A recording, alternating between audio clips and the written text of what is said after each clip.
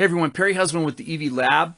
I wanted to dive into the interview that Brent Strom gave before Game 1 of the World Series in regards to his use of effective velocity. So let's take a look at that, and then we'll get back and show some examples of what he's talking about. Well, I'll give you an example with the Philly lineup. If you look at the Philly lineup, we kind of identified, and with the help from Perry to me, Baum and Turner are basically more of a flat bat type of approach. Yeah. But almost everybody else was a dip and lift type of approach. Schwarber to some extent could flat bat you and get to the high fastball. But if you look at our approach to Castellanos or approach somewhat to Real Muto and a couple of those other guys, the elevated fastball in would play. And then what it does is they start to feel the pressure of the speed, and they start to hurry the speed, and then all of a sudden they off speed. I remember when we played the Yankees. We had Greinke pitching for us, and we had what we call our blow-by program. And we realized that when we played the Yankees, you look at a Sanchez, for example. You throw down and away to Gary Sanchez, he'll kill you. You throw the ball up and into Sanchez. I have a side view, and this is what pitchers don't understand. If you get a side view of a hitter, and you watch Sanchez, and Greinke throws an 88-mile-an-hour fastball up and in, you watch Sanchez start to go to the ball, and he starts to buy time by leaning back because he realizes he's beat, and the ball's by him. Now, from a pitcher's viewpoint, you see the bat going through the zone, and you go, oh, you just missed that. Oh, boy, I can't do that again. But if you look at it from the side, you see the ball is back here. His bat is into the hitting zone. The same pitch down and away, safe way. In the example that Brent is talking about, here is this side view of Gary Sanchez. This is an 88-mile-an-hour fastball from Zack Greinke. It's up and in, and you're going to see him make a swing. If you were to see this from the front view, it would be very difficult to imagine anything other than, oh, he just missed it, and he was just underneath that. But from the side view, you can see a lot more detail as to what's happening. As he starts his swing, he realizes, uh-oh, I'm late. This ball's way faster than I thought because of where it's at. So he pulls his hands in, bends his hands to where his hands are almost right near his chest. And that's because he's trying to buy himself some time. The other thing that he does is he stops his upper body moving forward and starts to arch backwards to create a little bit of space between him and the ball. The barrel is going to go down below the line of the ball the whole way. And then when it gets up to a certain point, it's finally going to get up to that moment right there where it's in line. So somewhere right around here is where his barrel crosses the line of the pitch. So when you look at where the ball's at there, and the barrel is all the way back here, that's how late he is. And from an EV standpoint, it's about 4.5 EV miles per hour. When you do the measurement and you find out exactly what that distance is in space, it's just about 4.5 EV miles per hour. And that's what EV miles per hour is designed to do, is it's a metric for timing. We're trying to find out how close to perfect timing is Gary Sanchez on this pitch. And the answer is he's 4.5 miles an hour late, roughly. It's very hard to be 100% precise because, number one, Sanchez has still got his lead arm is still bent a little bit. So what EV is designed to do is to explain how far away he is with a perfect swing. This is a compromise swing. In other words, he's 4.5 miles an hour late with a compromise swing. And I'm going to show you what I mean by that with another example. Here's another player, and this is the same Greinke fastball up and in, and he's also just about 4.5 to 5 miles an hour late, but he's using his A swing. So when you watch this swing, you see him load. He is he's in a very leveraged position. In other words, if I were to try to walk up to him right now and push him over by pointing at his hip and applying pressure there, there's no chance because he's in a very strong position. So he starts to go forward. He realizes that he's late. And instead of pulling his hands in, he just makes his normal A swing. So he's late by the same distance of time, or in space and time. But he's doing that with his A swing. He didn't compromise his body bending backwards. He didn't bend the lead arm. He kept the lead arm extended. So he is only 4.5 miles an hour late. Whereas Sanchez, if we watch, he's 4.5 miles an hour late with an abbreviated swing. He's already cheated his swing in order to make up for a couple miles an hour, and he's still late by that same amount. So in essence, he's more than 4.5 miles an hour late. He's more like, I would say, somewhere around 7 miles an hour late is the reality of that. And why is that important? Why do you have to take it down to that degree? And the answer is, I need to know if I can go in there again. I need to know from a sequencing standpoint, can I actually, if he's 7 miles an hour late versus being 1 mile an hour late or 2 miles an hour late, if he's only 2 miles an hour late, then I can't safely go back in there very easily. But if I know that he's this late, then I know that I can probably get away with throwing one more. And that disrupts any kind of patterns that I might be developing from a pitch sequencing standpoint. Talking about how they utilize effective velocity, you can see him simulating, leaning back and bending the lead arm, just exactly as he saw this video, which was done when he was working with the Astros. So when you think about the science of reading hitters, part of it is the physical limitations that they have based on their swing and based on their game approach. In Gary Sanchez's case, his approach is what I call a swing adjust theory, which is he starts his swing and then he adjusts the swing based on the speed of the pitch. So in other words, when the ball's inside like it is here, pulls his hands in, arches his back, tries to create some space between him and the ball because he's late and he knows he's late. And so he compromises his swing in those ways in order to be able to make up for that timing.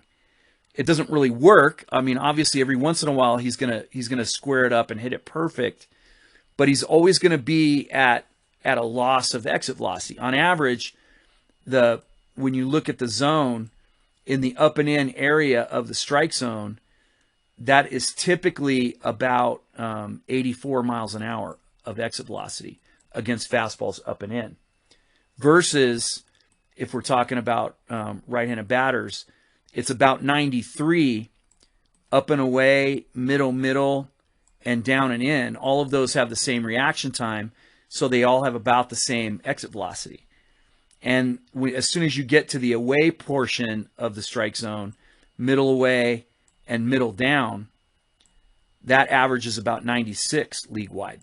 So when you look at how the league deals with fastballs, they crush fastballs away. Every single year in and year out, since they started looking at exit velocity, the highest exit velocity for right-handed batters and left-handed batters is right there. Middle away or middle down. It's actually, most of the time it's middle down, but they're always within about a mile or two difference between those two areas. Just like these along that diagonal are always just about exactly the same. They're within a couple miles an hour of each other every single year in all three of those locations. And this is always the lowest. It's always about 10 miles an hour slower. In this case, about 12 miles an hour slower than the fastest, which is middle away. Typically, it's around 91, 92 down and away in the extreme box. But the up and in box is just about 84 miles an hour of exit velocity. So whenever hitters are compromising their swing, they're doing enough to their mechanical efficiency to take that amount of speed away. So it's not a matter of whether of this being theoretical. It's a matter of just looking at what the body's doing and then looking at what the output of the swing is. So this is Zack Greinke against Yankee hitters only in the playoffs in those two seasons, 2017 and 2019. Batting average overall on fastballs, the Yankees hit 357 with a 786 slugging percentage. So he's not fooling very many people with his fastball all over the zone. And that's what you're seeing over here. This is his fastball all over the strike zone. This is where he locates. And then when you look at his average exit velocity, it's just about what league average is on that away portion of the zone. So they're hitting him at about 96 mile an hour average exit velocity. Now, when you compare that to the up and in portion of the strike zone, his batting average in that against the Yankees in that same time period is 0 batting average, 0 slugging percentage, and an 81 mile an hour average exit velocity. So guys are not doing damage to that. Now, again, this is a very small sample size. He only threw 8 pitches there because, as you heard Brent in the interview, he doesn't like to do it. So he's nervous about throwing fastballs in that area. He doesn't like it. He doesn't believe that it actually works. But from my perspective, I'm not sure how you look at it in any way and see that throwing the fastball away or on this diagonal, like you can see clearly where he's at, is he's living all along that diagonal or on the minus side. This is the plus side where the hitter has to hit it out front. So in essence, it's gaining effective velocity because effectively his 88 mile an hour pitch, middle in is actually 91, and his 88 mile an hour pitch up and in is somewhere around 93 in the up and in extreme. But when he throws that 88 middle away, it's really closer to about 86 and about 84 down and away. So that's the difference in where he locates his fastball. And whenever you give hitters extra time, that's when they're going to do damage. That's when you see this kind of output against fastballs. So from my view, no question that even at 88, 89, there's still a gigantic advantage to using your fastball in this up and in portion because this is the fastest area that you can throw your fastball. So if you're going to throw your fastball in this area down here where it's losing speed, it's not really a fastball anymore. Now it's more because you've given the hitter just about, it's somewhere around 6 to about 11% difference from up and in to middle away or down and away. Down and away, it's closer to about 10 or 11% different in reaction time from down and away to up and in. So if you look at those two extremes of up and in and down and away, the difference is right around 10 to 11% of reaction time. So you're giving the hitter between 6 and 10% more time to see and react to your pitches on that outside part of the plate. And that's why the production is typically like that. And it's pretty much like that with almost every pitcher. So this is the Gary Sanchez data from the time when Brent was with the Astros. Now, when you look at this overall, you can see that clearly up and in by far is the lowest exit velocity. The middle area is 100. Up and away is about 98. Even above the strike zone is all the way up to 96 average exit velocity. And when you think about this diagonal, the reason this works, middle is kind of true north for hitters. That's where they've trained their whole life. That's where they expect the ball.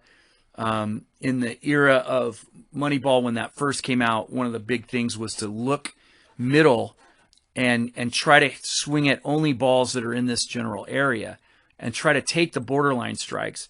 Because if you walk, then your average of getting on base is 100%. If you swing at a ball on this borderline area, then your best hope is somewhere around 30% and probably even less than that. And so that was the philosophy behind that, was we should take all those borderline pitches, therefore let's look in the middle. And so middle for a lot of reasons for 100 years has been the epicenter of where hitters tend to do the most damage. But what pitchers don't realize is that the down and in area is the same. See, the ball gets faster when it goes in, but when it goes down also, in and down, those two things counteract each other. And the same thing on when the ball is elevated, it gains speed, but when you move it away from the hitter, it loses that same amount of speed. And so that counteracts each other also. So the down and in, up and away, middle area all have the same exact reaction time. And because of that, they basically have the same exit velocity on fastballs all throughout the league. And so he's averaging around 98 in here and around 100 or 101 in this area. And in Major League Baseball, they average about 93 or whatever the league average velocity is on fastball. And then away, in that middle away, middle down area, they average about 96. So he's right in line with that. There's about a 3 mile an hour jump in from his middle area to that diagonal that's middle away, down and in. And so that's basically how the zone works. Overall, he's at 233 batting average, 519 slug against fastball with a 93 mile an hour exit velocity, just over that. When you look at these fastballs up and in, though, things change pretty dramatically. The batting average goes down significantly. The slugging percentage goes down also pretty significantly. Exit velocity is now around 90, just under 91. And the homers over this long period of time is pretty significant. 11 sounds like a lot, but over 5 years, that's just over 2 homers per season on fastballs that are up and in. So when you throw pitches in this area that would be considered ones, so all fastballs on the plus side are ones, all fastball on the minus side are twos, hard off-speed pitches are threes, and slow off-speed pitches like slow curveball are fours. When you think about it in those terms, Gary Sanchez is absolutely hammering twos. But on the ones, not so much. His under 200 batting average, under 190 even, with about 90 miles an hour of exit velocity, that is a significant drop off of what happens when you throw the ball on that outside part of the plate. And so about 33% foul tips typically on that pitch, and about 20% swings and misses. So he's about 53% of the time on that pitch, he's going to foul it off or swing and miss. And then another 21%, he's just going to take it for a called strike. At the end of the day, this is not an area that he's going to do all that well in. So when it comes to reading hitters, part of that's data, part of that is understanding how to read it to the point where you know what their game plan is.